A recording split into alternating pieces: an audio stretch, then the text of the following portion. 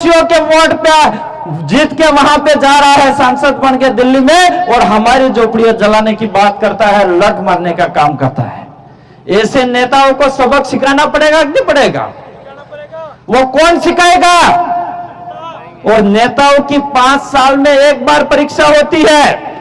कितने नेताओं की 5 साल में एक बार परीक्षा होती है और वो परीक्षा दिलाता कौन है और जांच कॉपी कौन करता है? जनता के हाथ में है।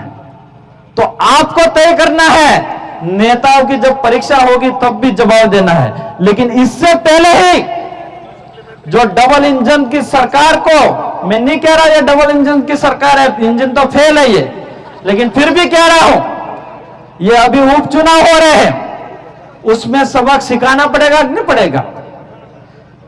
ये उपचुनाव हो रहा है 84 और सोलंबर विधानसभा के अंदर, उसमें उनको सबक भाजपा वालों को सिखाना पड़ेगा कि नहीं पड़ेगा? ये बताओ मेरे को, सिखाना पड़ेगा? देखा, हाथ ऊंचा करके बताओ मुझे।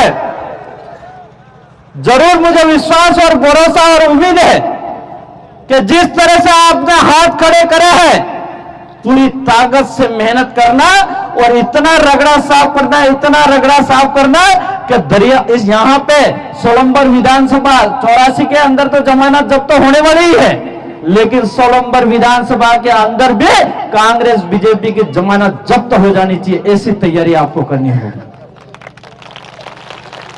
आज हमारे यहां पे जितनी तस्वीर लगी हुई है, जो कालीबाई कलासुआ टाटे मामा बिल की, बिरसा मुंडा की और राणा पुंजा बिल की, उन्होंने इतिहास उनका उठा के देखे हम, तो उन्होंने बहुत लड़ाई लड़ी और उस समय कोई प्रशासन नहीं साथ दे रहा था, उनको भी जंगलों में लेकर लड़ाई लड़ी है।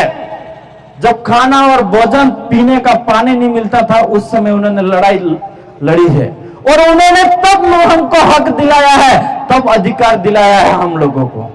और उस इन नेताओं के पास, जो हमारे क्रांतिकारी थे, पुरखे थे, उनके पास शिक्षा भी नहीं थी, पढ़ाई का अधिकार नहीं था, उस समय लड़ाई लड़ी है उन्होंने।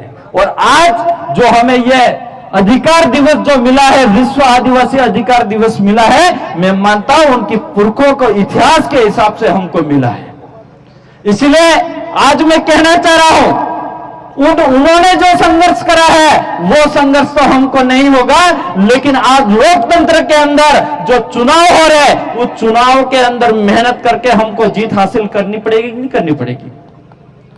इस चुनाव जो लोकतंत्र है उसमें हमको जीत हासिल करनी पड़ेगी।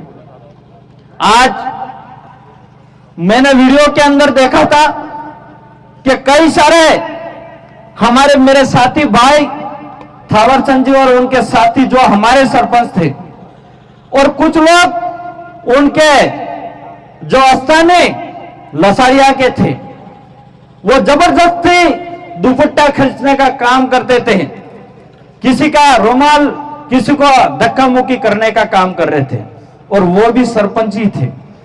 यहां पे जो लसारिया के अंदर जो भी साथी आए हैं, जो भी बहुसंख्यक में होंगे, आपको वहां पे भी जाके मेहनत करनी है और उन सरपंचों को भी वापस घर पे बिठाने का काम भी आपको करना पड़ेगा।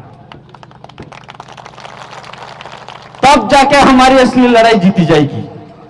आज जहां न्याय मिलने की बात आई, तो थावरचंद जी को न्याय तो मिलेगा, क्योंकि मैं भी शाम को ही आया जयपुर से और विधानसभा सचिव को मिला और उन्होंने तुरंत कहा, वो तो कह रहे थे कि आप ही हुआ एमएलए साहब, आपके साथ हुआ। मैंने कहा मेरे साथ नहीं हुआ, हमारे भाई के साथ हुआ, क्योंकि हमें 3 हार काश देखा हूं।